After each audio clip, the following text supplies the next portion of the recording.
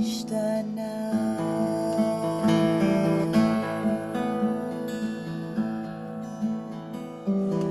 Welcome to Seder. It's so nice to see everyone's faces. Please, please, please feel free to show us your face. So you can say hello and then you can go back into a hiding place. But say hello in these first moments together. Hi, yeah. מה נשתנה?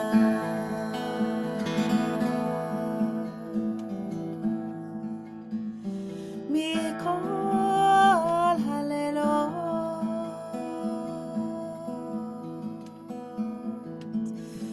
מכל הלילות, מה נשתנה? מה נשתנה? מה נשתנה הלילה הזה? מכל הלילות, מכל הלילות, מה נשתנה הלילה הזה? מכל הלילות.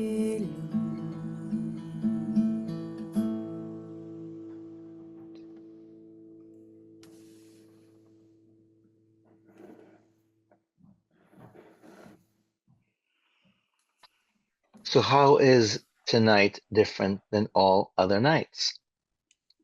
Well, hi Shira. Hi everybody. We're here tonight preparing for a night different than all other nights. Whether this is your first big Seder coming up in a week or so, or whether you've done 1,000 of them, whether this year you're going to be a host, whether you're going to be a co-host, whether you're going to be a guest, this Passover 2025 feels different. We said so last year. It did feel different. We said so when COVID hit. That was different. Some of us in the Zoom room, whom I know well, are, have been around for a while. You've seen difference. We all feel like in the middle of what continues to be a vicious, violent war, in the middle of the political reality that is gripping so many of us with rage and helplessness, with so many reasons to really, really claim collective liberation as our big goal, we're invited, Passover 2025, to make sure that Passover Seder is not a dial-in exercise of recycling what we've received, but actually, as our friend Anita Diamond teaches us, it is an exercise in collective optimism. And it's an invitation for ritual transformation to help us, however we will gather for the procedure, which is a translation of the word Seder, to create important conversations, to ask big questions, to celebrate both our legacy and our commitment to liberation. And despite so many differences of opinion and all the polarization factors that we know exist within our families and communities and our friend groups, to make this table ritual a gathering that will be really meaningful. And at the very least, non-toxic and friendly and delicious and a feel-good takeaway at the end of it. So welcome, my friends. It's nice to see many of you. I'm going to echo Shira's invitation for those of you who can't to please share your cameras with us so we're not looking at a bunch of screens, but at a bunch of faces. Imagine that you are now sitting around the Passover table and we are together learning how to make Passover shine as an experience in collective optimism. If you're here tonight, I want to invite you to think of yourselves as hosts or as co-hosts of Seder, even if you're just showing up as a guest. What we're here to do tonight is help you use our Seder, SAYDER, read less, say more, to make sure that singing and storytelling, questions and conversations are the gist of your Seder and not reading through the whole Passover Haggadah and when do we eat. That's a really silly way to spend Seder night, with all due respect to our ancestors. So Shira and myself, as the uh, spiritual leaders of Lab Shul, Naomi Les, who's joining us in a little bit, will walk us through these 4 questions that we've created and over the years keep revising, and we revised them for this year. Some of you know the prior versions. And after about an hour of going through these 4 questions, we're going to divide ourselves into groups. Whether you want to focus on what does it look like to bring this Seder to families with young children, and what does it look like to have that kind of multi-generational sensitivity to it? You might have teenagers at your Seder, and they're coming with the whole set of questions and skill sets that they're interested in. And it might just be a grown-up Seder, which also is an invitation for serious type of consideration about it. Either way, you might be nervous about this coming Seder, whether you're host or guest. Again, you might have been to many of these, and maybe this feels new this time. Maybe there's new people, Jewish, not Jewish, with different political views across the generations. And whether we've done this before many times, and for generations we have, as the Seder says, as the Haggadah says, even if we're all wise, we're all old, we've all done this 1,000 times, we have to come back to the question, what does this story of liberation mean to me tonight? How do I take this exercise in resilience and hope and create a container for meaningful learning? One more thing I will say before we delve into it is, again, to remind you or to let us know that when our ancestors created the Passover Haggadah, the book of storytelling, they meant for it to be an anthology, a series of suggested readings. We pretty much know and pretty much assume, based on a lot of scholarships and common sense, that they never meant for us, sorry, Maxwell House, to read the whole thing cover to cover. It's just not that great. It's suggested selections. So if you take anything from tonight, in addition to our 4 new questions, don't read the whole thing. Find the things that you are really excited about, that your family will be crazy angry if you don't sing that song that grandma loved, just like you cannot miss those matzo balls. Find the favorites, but figure out where you can trim so that there's less of what came before us and more of what we are co-creating together. Priya Parker, who's a dear friend of ours, has taught us about the art of gathering. And the art of gathering is to prepare ahead, to think before next Saturday night when people are gathering with you at Seder. Who are you inviting? How are you inviting? What are you inviting people to come with? Not just food, but maybe thoughts or questions. How are you setting the table?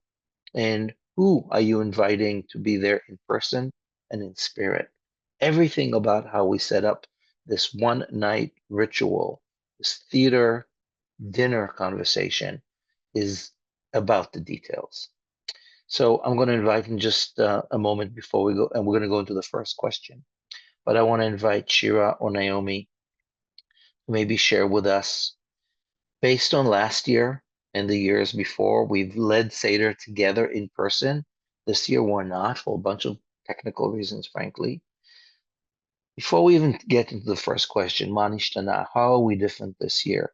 What is like one thing that you are thinking about differently for this year's Seder, wherever you're going to be? Guests, hosts, mothers, sisters, teachers, artists. Shira, let's start with you. What's one thing that you're thinking differently about or getting ready or thoughtful about for this year's Seder? I'm sorry. Oh, great. I unmuted. My internet. Oh, yeah. No, you're muted again.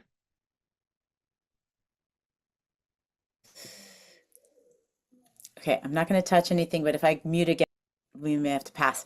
Um, Amichai, thank you for asking. I have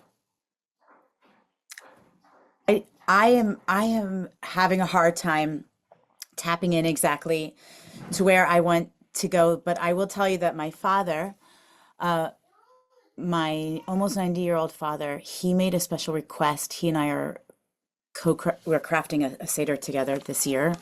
And he told me it's this year because of where the world is at. He said he's requiring that we sing a song at every single page of the Haggadah. So my homework right now is putting together and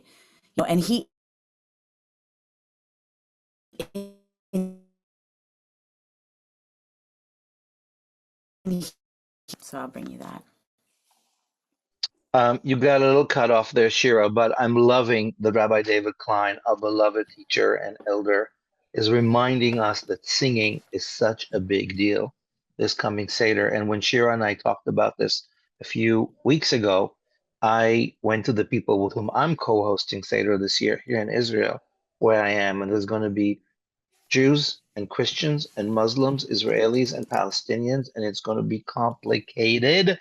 And I'm like, guys, singing, singing, singing, singing will save the day. So that's one great way to start framing an idea for us. And Naomi, I see you there with the amazing Marlo. Yes. Hi there. Hi. And Hi, I will ladies. swear I did not hear these answers in advance. I promise you that I did not plan this ahead with Shira and Amichai. But I just met with my nephew and I said, we have to sing more at our Seder. And we have a secret plan. Yeah, well, you're going to participate too this year for the first. You don't do it now, but tell them what you're going to do at the Seder. You're going to sing something too, right? I'm gonna sing the 4 questions. Awesome, Marlo. You are continuing an ancient tradition Yes. of children asking the 4 questions. I'm not going to lie. There may be a couple of Wicked parody numbers that are going to happen. And I'm Wicked the show, not like Wicked, like somebody was Wicked, but actually Wicked the musical. Well, I don't. luckily, there's also a wicked usually, child in the Haggadah.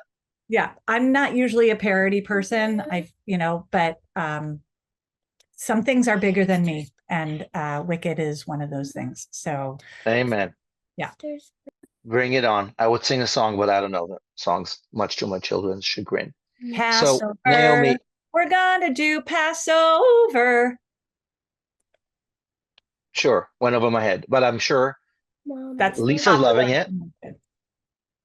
Sorry, I live under a rock. But okay. So Naomi, Marlo, Shira, and her dad are presenting to us, first of all, some of the elements of Passover, which is very often with family. It's very often multi-generational. And if you're in this room with us tonight, again, I want to invite you to think yourselves as hosts or as co-pilots that are going to be helping us, whoever is your us around the table, take Seder to another place. So I really want to just invite you to take a breath with us as you're obviously dedicated time to coming here tonight and really ask yourselves, what is my role this year at Seder? Do I have the keys to the car? Am I the navigator? Are there people with whom I should coordinate starting right now about how do we bring content to the Seder? Am I just a guest? And what I'm going to learn here tonight is something that I can communicate with the people hosting and running the show so that there is planning ahead, right? So I think that's one important question for you all to think about. And again, if in years past, myself and many of us kind of just assumed you're just going to show up and make it happen, no, no, no, no. Passover requires preparation. And this year, I want to say more than ever, really more than ever, the notion of Mitzrayim, the narrow place where there is oppression and suffering, is the reality we're all dealing with right now. Again, on political levels, on so many other levels. Can we rejuvenate ourselves on this night? So, thinking about who and how you show up for Seder is one big overview. What we're going to do here tonight is we're going to look at our host guide that Taylor, who's our amazing holder of sacred space, has already put in the chat. And in fact, Taylor, can we ask you to share the screen with a host guide? I want to show it to you folks. The link is in the chat. It's on our website. It's for you to download and for you to know so that you can print it out, so you can prep it ahead, and you can bring it to your Passover Seder. You can use it instead of the Passover Haggadah. Oh my God! Or integrate into the Haggadah in ways that make sense for you. You know your show. Taylor, are you able to share the screen and show us the host guide? Yes, I'm getting it pulled up. One moment. Fantastic. So we're going to go through looking at this thing briefly now for a few moments before we go into the first question and how it's integrated. So what's Taylor showing us right now is just the 4 questions, which is great. But Taylor, actually what I want to do is the first document, which is the host guide, because I want to show these folks who are here tonight, perfect. What's it like to be the host of this thing, or at least to learn how to guide it? So if you look at this document over here, again, you'll find it on our website. It starts off with the big overview, and then we go into the first question. You see the first question right there. And then further down in that gray block is the host note and some ways of activating this in the context of the familiar Passover Seder. We're going to go question by question and make sure you have this with you. And at the end, like I said, we're going to have time for questions. So let's go into question number 1. Okay? Question number 1, Shira already started us with Ma Nishtana, and Marlo's going to ask it at their family Seder. These are the 4 questions that our sagely ancestors came up with to have us look around and make things weird. There's going to be a Passover plate. There'll be things on it. Maybe you're going to add things to the Passover plate, and you're going to ask, why is there an orange on my Seder plate? Or why is there an olive? Why is there a yellow ribbon? Or why is there a rock? Right? We're bringing things to the Seder plate to visualize, to demonstrate the symbolism of this night and the various stories of oppression and liberation. And that is for us to ask questions about. There might be an empty chair at your Seder table, maybe for ancestors who have not made it and are now spirits. Maybe it's for hostages who are not home yet. Maybe there'll be an empty chair at your Seder for all the losses of this terrible, terrible war that's upon us. Maybe there'll be a shoe on your Seder table for all the immigrants and the asylum seekers who the United States is not treating terribly well right now. These are all ways to ask questions, so we don't just dial it in. And when you begin the Seder with the first of 4 cups of wine and people sitting around the table, we suggest not wait with Manishtana until way in the middle of the Haggadah, but make it as an icebreaker. And so you ask yourself and you ask each other, here's our version of our question. It's rather long. You can update it and make it yours with tender truth. How are we different tonight from the way we were just a year ago? What has changed? Right? Passover 2025. Even remember Passover 2024? Do our differences define us at this challenging time of growing gaps and polarization that divide us over political and ideological lines? What still unites us as we identify common ground and shared commitments to collective liberation? We want to invite you to think of some kind of version of this question that goes around. Everybody gets to say the name and say, Manishtana for me. How am I different this year? What feels different for me this year? And that's our way to make sure that we begin this procedure, this dinner, this transformational event with us noticing what's different. So I'm going to invite Shira and Ebinomi, if you want to very, very briefly, what's one way in which you're showing up different this year? Well, I just want to say also about this. I think what I shared about what my father is requesting, that's one way I'm showing up this year. I'm showing up in honor of what he's asking. He's been leading Seder for, 65 years, I think, and I'm going to go with his perspective on this one. But I just wanted to share also that part of the Manishtana, I think, is is before the Seder starts. It's in the invitation. You know, it's really knowing how am I showing up, as you said, like what is your role this year? And some of our exploration of Manishtana has also included like how do we invite people in, and how do we help their expectations so they know like tonight we'll be talking about or bring something that represents or just some way to really invite people to engage newly this year, and that everything begins in the invitation. Yeah, I love that. Yeah. Naomi, any way you want to talk about what it feels like for you this year to show Yeah. up different? Yeah. I mean, it's everything is the same and nothing is the same. Nothing is new under the sun, and everything is new at all the same time. So, like I have done many times when I work with young people, or if I'm just in a new situation, the invitation that I want to offer is like, you're not the same. It's not just the world has changed, but you're not the same person. And it's my job to meet you who you are right now. And so I think in a lot of these ways that we're coming back to possibly tables of like old relationships and old whatever, could we possibly think anew about who we need to meet across the table now that may not have been, there may have been one moment, there may have been seismic change since the last time I saw you, and I need to address how I open myself up to who you are right now. So that's kind of like Yeah. how I'm showing up. Thank you. So, friends, again, because of time, we're not going to go around this circle, the 22 of us, to ask us all how are we different. But I want to invite you to imagine that you're learning how to do this. And as you sit around the table or however you set up Seder, this is our first question. There might be very vague answers. There might be very specific questions. Some of us may have lost loved ones this past year. Some of us may have severed relationships.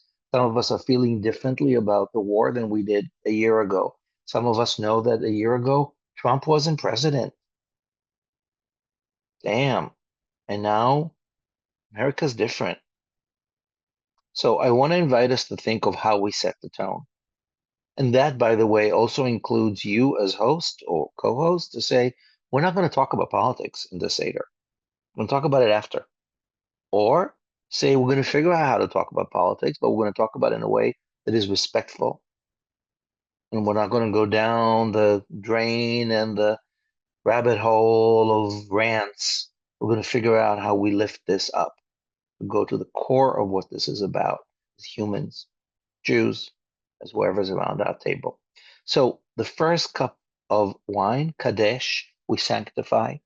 Invitation to ask the first question, to frame the conversation, leads us into the 15 steps of the Seder. Kadesh, sanctify, bless. It's going to be a Saturday night, maybe Havdalah, separating from the Sabbath into the rest of the week is part of your magic with candles and a peace invocation into this question, into Urchat, our first washing. Maybe you're actually going to be washing, or maybe you use Purell or moist towelettes, into Kalpas, the third one, which Taylor, you can stop sharing for just a little bit. Thank you. We're going to come back to this in just a few minutes. Thank you. Kalpas, the third one. You may have heard me say this. That whole thing about parsley. No, no, no, no, no, no, no. Karpas means appetizers. It means tapas. Bring sushi for God's sakes. Artichokes. A lot of grilled vegetables. This when do we eat thing? No, no, no. That's like something got screwed up in the copy paste there. You start eating, hard boiled eggs, whatever, go for it. When I was growing up, it was little pieces of boiled potato. Like, what? Why re-traumatize ourselves? Eat well. Karpas, third one.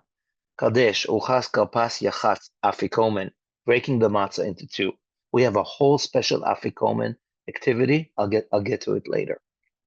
But that brings us to the second question. Kadesh, Uchas, Kalpas, Yachat, Magid, storytelling. This is the bulk of the Passover Haggadah. But here's the one thing that educators have noted. Saul, you'll tell us about it. The ancient educators who created the Passover Haggadah never told us the Passover story in the Haggadah. And that's because it was written already as a commentary on what people assumed we know is the Passover story. Well, assume nothing. We need to figure out the story, which brings us to question number 2. Okay, Avadim Hayinu. Thank you, Taylor. So here's question number 2. Tonight, we tell a tale of liberation. Our Hebrew ancestors were oppressed for centuries before the fight for freedom, celebrated on this night, led them out of the narrow place known as Mitzrayim, Egypt. That is what Mitzrayim means, the narrowness. What aspects, tools, strategies, and methods of this historical struggle for freedom can still shape our personal and political realities today? What new narratives can we reimagine to help move us from despair to repair? So our big second question is Avadim Hayinu. Yes, we were enslaved. This is part of our collective trauma. This is part of our mythic storytelling. This is our origin story as a nation. But what do we do with this information? How do we translate the story into a roadmap, into a North Star of collective liberation? What we want to suggest, this second question, which really frames the Magid, it's time for the second cup of wine, suggested, you can have 16, is some kind of a storytelling exercise for us to tell the Passover story. So again, because of time, we're not going to do this right now. But what is the Passover story? Where does it begin? How far does it go? What is included? What isn't?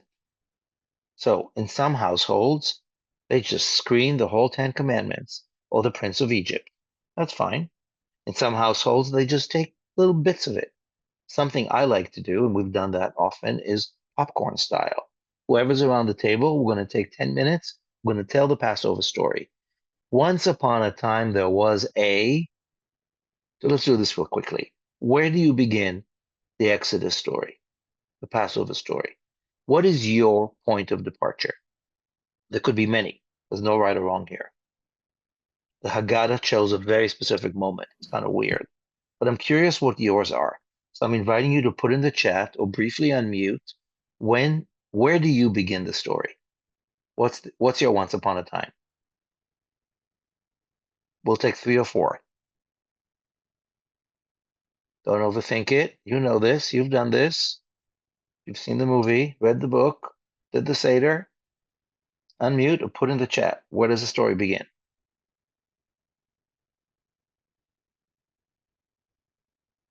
Silence.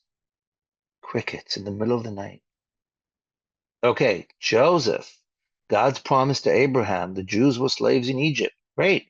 Joseph and his family moving to Goshen, suburb in Egypt. The burning bush. Okay, great. So in the Haggadah, we really do begin with Abraham. Arami Oved Avi. Our ancestors were wandering Arameans, Bedouin, nomads. Eventually, they moved out of Canaan. They immigrated to Egypt where the food was better. In fact, there was food. And as immigrants, as asylum seekers, as refugees, they were welcomed. Amazing little fact. And then they were unwelcomed. And they were made to be on the bottom of the ladder of the social norms. And they were enslaved and oppressed. And it took them hundreds of years to fight. And slowly came in the resistance. Midwives, and the Pharaoh's daughter, and baby Moses, and a whole campaign of 10 strikes, and the question of violent, nonviolent resistance. And finally, on the full moon of spring, every firstborn in the land of Egypt had to die for our people to be born. Mazel tov. Really? At what price? Freedom. One way of telling the story. So maybe you do it popcorn style. And maybe you want to divide the room into 2. That's something I've done in the past. I'm not sure I'll do it this year. But I've divided the room into 2, and I said, you, one half, you're going to tell the story from the point of view of the Israelites. Other half, tell the story from the point of view of the Egyptians. Take 5 minutes, come back and tell us your gist. Let's hear each other's versions. So before you even answer question 2, Avadim Hayinu, what do we do with the story now? We want to invite you to think about a creative way to tell the story. Let me pause here for a moment. Shira, want to jump in? Yeah, I really love it. I love what the second suggestion, even though you said you don't always do that, but to divide the room in two is a really, really interesting device, a storyteller's device, a theatrical device, to help expose what is not always told and the biases that we often have when we remember a story, when we tell a story. It's like we often tell it from one perspective, and it's just really helpful. It's in the popcorn style does the same thing. So the Haggadah, you know, when I grew up, we read it out of the Haggadah, and we maybe went around the table and each read a section, but that's exactly one translation, one perspective. And you might pick a really cool one, or you might also have 25 different Haggadahs. Maybe you collect them. Maybe you download a bunch of different versions. That's what we're talking about. A certain request upon the Avadim Hayinu says, interrupt me. It says, disrupt me.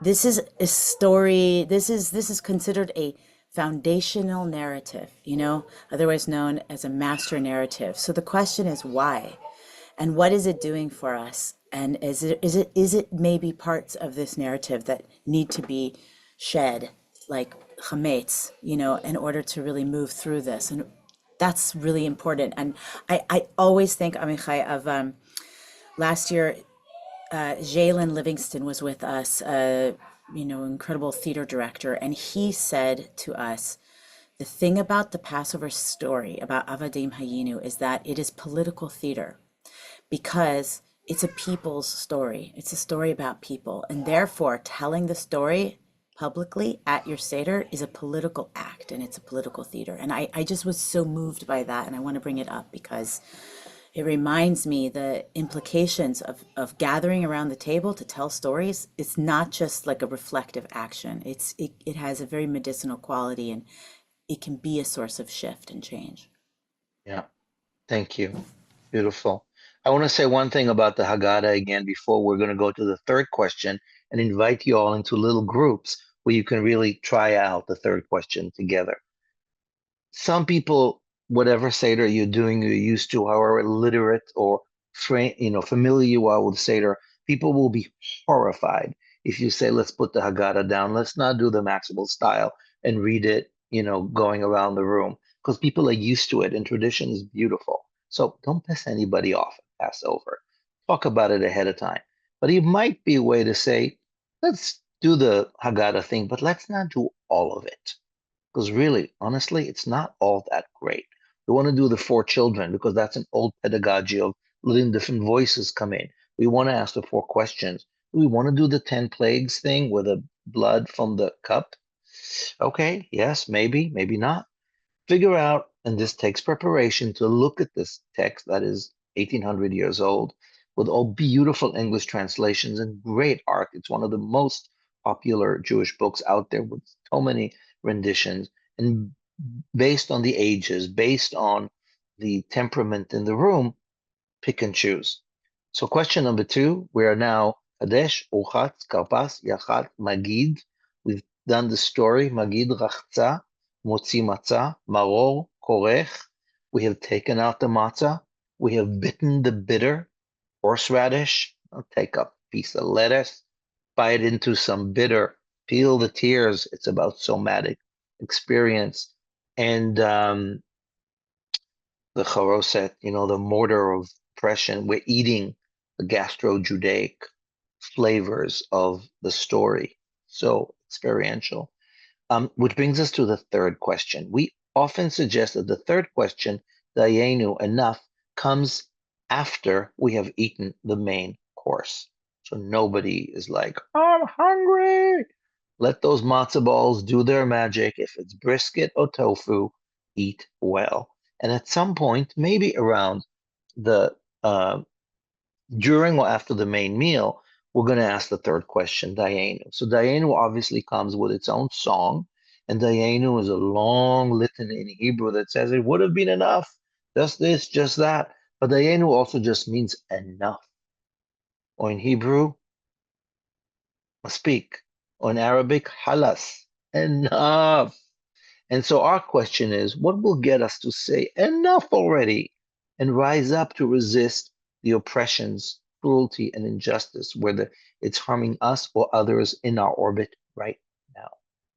How can we resist despair and lift up the brave voices that fight for human rights and justice, for freedom, dignity, and love for all, like those role models in the Passover story?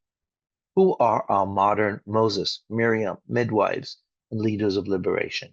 What does enough look like? How do we really do something about Diane, about enough? So this again is coming probably post dinner. So your third cup of wine. We'll get to the Afikoman part in just a little bit. But what we want to do right now for about, I think, 10 minutes or so, we are just pretty much ish on time. So I want to invite you for 10 minutes to go into breakout rooms of 4, which is the magic number of Passover, and see how far you get with asking that third question. What will you do with it? Where is it meeting you now? Just look at that handout, practice without overthinking it. Dayenu, 2025. What do I do with that question? The Seder that I'm bringing you to, can I ask it? What will I do with it? See where it goes. Introduce yourselves, be brief, and we're going to come back in 10 minutes to look at the fourth question before we break up into 3 groups to go deeper into your questions and how to wrap it up with the Afikoman. All right, this is the express training because everyone's time is tight. So thank you for your appreciation. We're trying to be as spacious as we can in this tight frame. And Taylor is going to invite you into a breakout room. Please say yes. Enjoy your conversation. Question number 3. We'll see you back here in 10 minutes for question. Okay. We are back. I am hoping that your brief but powerful check-in with third question number 3 allowed you to just begin tasting the possibilities of what it would be like to bring this story from the past to the present. And what does saying enough, Dayenu, feel like in 2025 to whatever it is you're translating from the second question is that which oppresses us, whether that is in the very interpersonal, in the political, whether you're thinking US politics, global politics, the reality of oppression and narrow-mindedness on so many different levels. From our experience, and Ami and Shira and I were just talking about it with Marlo's help, when we really bring our attention to this question, we're moving away from what was to what is really alive for us. And that could be painful. And that could be hard. One thing about the third question, the Dayenu, is that like we've already been sitting around the table for some time. And it takes time to marinate from having not seen each other for a long time and going through the motions and maybe having a few glasses of wine to get a little deeper into what is the purpose of this Passover, to have important conversations. Shira reminded me of a story I shared with her last week. So last week it was still the month of Ramadan, and here I'm staying in Jerusalem. I went to an iftar, to a break fast ritual hosted by Palestinian friends of mine. And we were a few Palestinians and a few Israelis, and we sat for a couple of hours and ate and talked, and there was small talk, and there was like, and it took about a couple of hours for one of us to sort of bring up the real painful, like, let's talk about what's happening with this war, and got into some very important and difficult, hurtful and healing ways of hearing each other's pains and truths.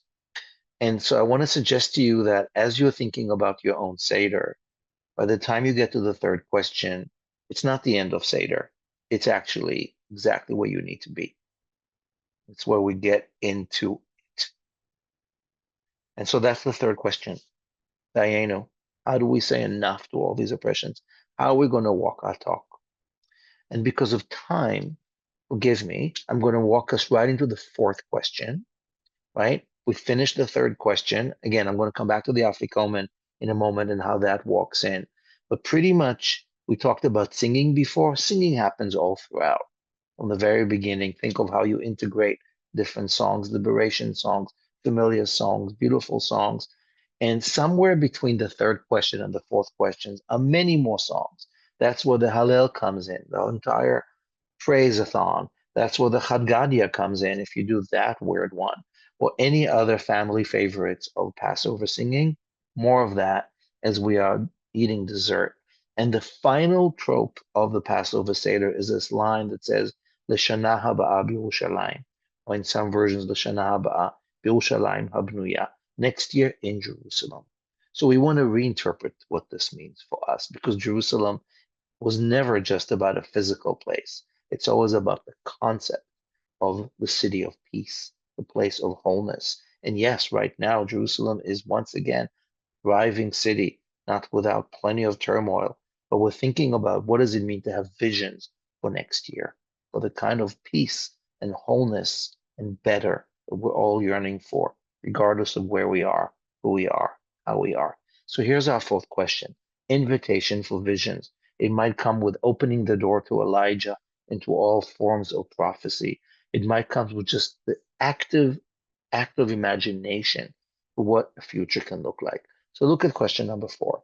Next year in Jerusalem is the way our ancestors have wrapped this night up through the ages, always dreaming big of what utopian peace can look like, with serenity. Radical imagination is our recipe to dream big and commit to co-creating a more just and loving, more peaceful and kind world. Imagine this night, our world, 1 year from now, right? You're going to be sitting on Saturday night or Sunday, 2025. Think about 2026. Share your vision of the world you want to live in. What steps will you take to get us there? Start small or go big. Identify something you will do personally to contribute for the sake of our families, friends, and all beings on this planet.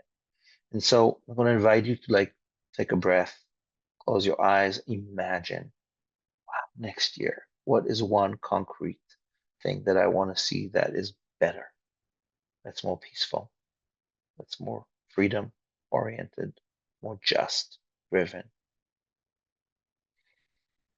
And how do we get there? So I'm going to ask Shira and Naomi to model for us, as well as like my co-pilots here at Seder, and I'm going to ask us all to think about this as a question to bring to the closing of our Seder. Naomi, you want to share with us maybe what's one Lashana Haba that you want to bring to your Seder?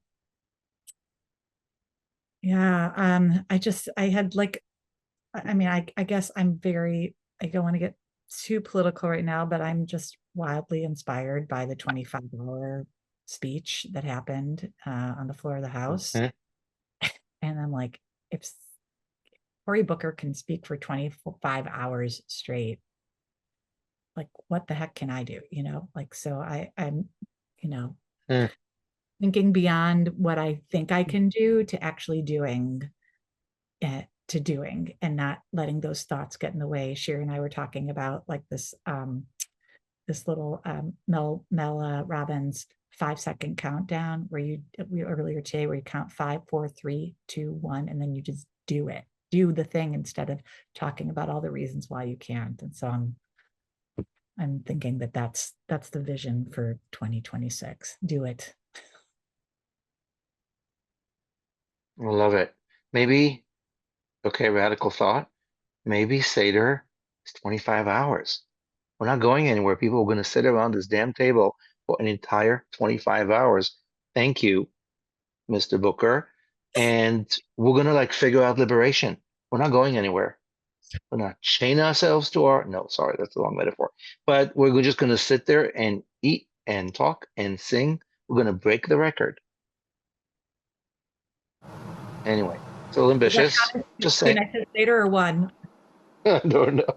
I love it. Shira, what's your next year? Listen, I am desperate. I'm dying over here for without the pain point I'm experiencing of like the lip service of Seder, of like that it is just like it's all talk. I mean, I love the 25-hour talk. I mean, I'm with you. I find this, but I would say I'm going to propose this. I don't know if this is a good vision yet. I'm just playing with this idea, but what if liberation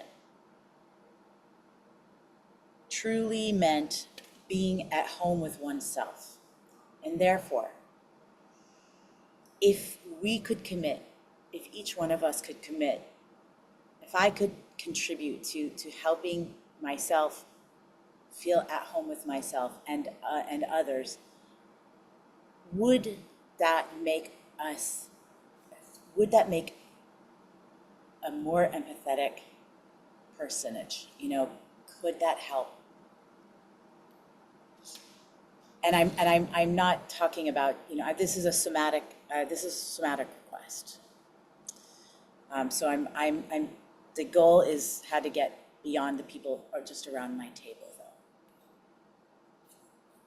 though. Amen.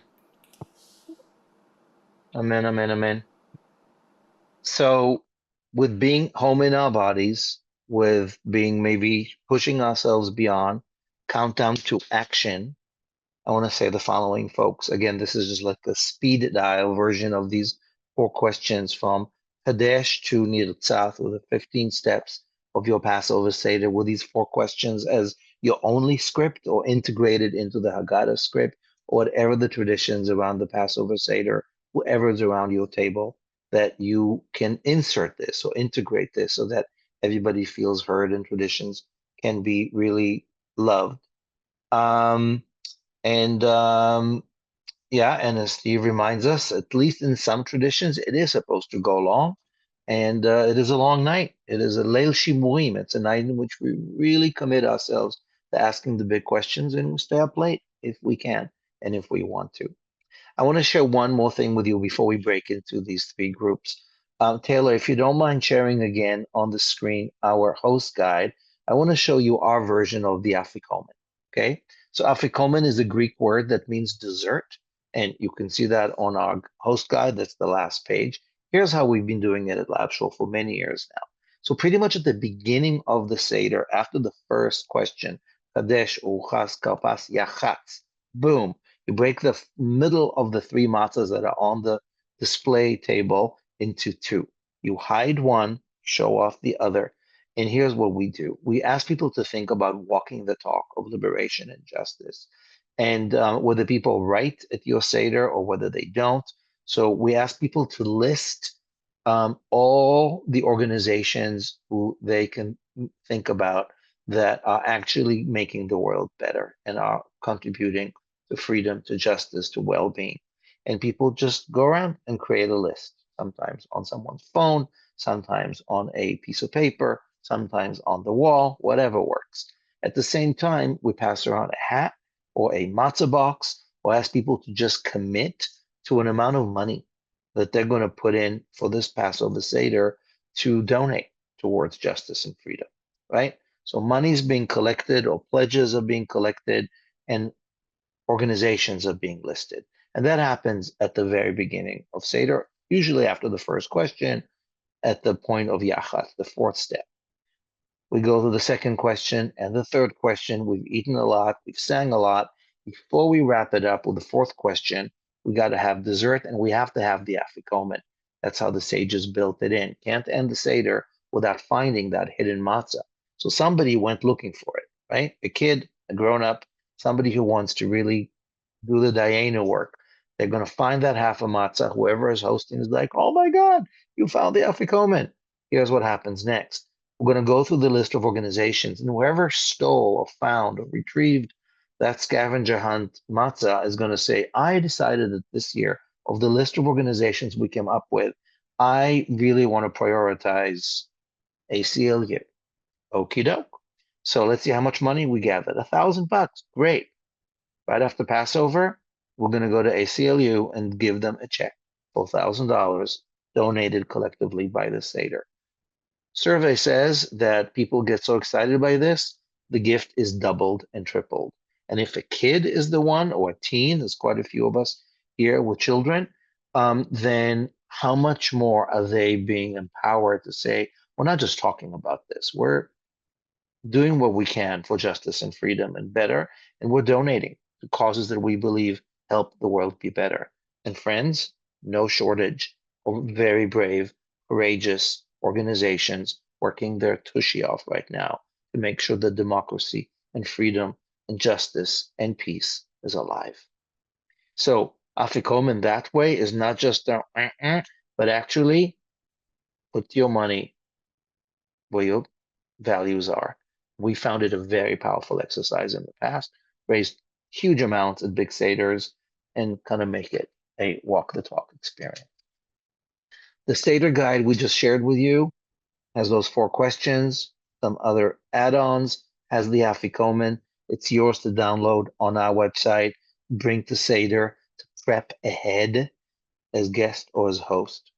And that's really our spiel for this year. For technical reasons, like I said, we're not hosting a live Seder. Our apologies, too much going on internally and externally. We do hope you have beautiful people to be with, family, friends, in however way that works. What we'd like to do right now, for about 15 or so, 18 minutes, as long as it takes to bake a matzah, we're going to invite us to go into 3 groups. So specifically on your mind is teenagers and Bar Mitzvah families. Naomi, who's been really guiding our Bar Mitzvah family so beautifully, is going to be in one of the rooms. And if you have younger children and really multi-generational approaches, Shira, who's been doing so much beautiful work with all ages and with our young ones especially, will be in one of the rooms. And I'll be here with those of us who are dealing with really grown-ups, which is its own skill set, especially at this time. So stay in the main space here with me. Join Shira in a breakout room or Naomi in a breakout room. How is the joining happening? Technically, I will open up the rooms and each room is labeled accordingly. So you can just click on whichever one you'd like to join. You can also leave in the middle if you need to, if you feel like you're trying to get into more than one great. room. That's also an option. Phenomenal. Thank you so much, Taylor. We're going to come back here at 5 minutes to the hour to just do thank yous together and wrap it up. So choose your room. They're all good. I wish I could be in all 3, but you know, what are you going to do? It's just one Passover Seder or 2. See you in just a moment. Beautiful shares, everyone. Make sure you keep processing this. You're going to all have incredible dreams tonight, I have no doubt. Steve asked if this is going to be recorded. It will. It is being recorded. And last week's was as well, so you'll have a chance to watch this again. And if you would like to see the first session about this, was also super interesting. Come back in, Amichai. I want to hear your voice. Friends, we're going to wish you all of us, a season of commitment to collective liberation, to meaning making, for a delicious and nourishing holiday. Whoever you'll be with, however you'll be with, we are together. We're so grateful that you joined us tonight. Thank you so much, Shira. Thank you so much, Naomi and Marlo. Thank you, Taylor. We're wishing you a meaningful, joyful Pesach. Notice I'm not saying kosher because you do you. However you do the gastro-Judaic, make it delicious, meaningful, and here's to liberation. Here's to better days. May peace prevail and may justice reign. We look forward to seeing you in person, online, very often this coming Friday night. Our team is going to be leading Sabbath Queen in New York City. I'll be with you in spirit from Jerusalem, and we have many, many more events coming up. So see you soon. Chag Sameach, and a good night. Much love, everyone. Chag Sameach. Feel free to unmute and say good night, and we'll see you soon.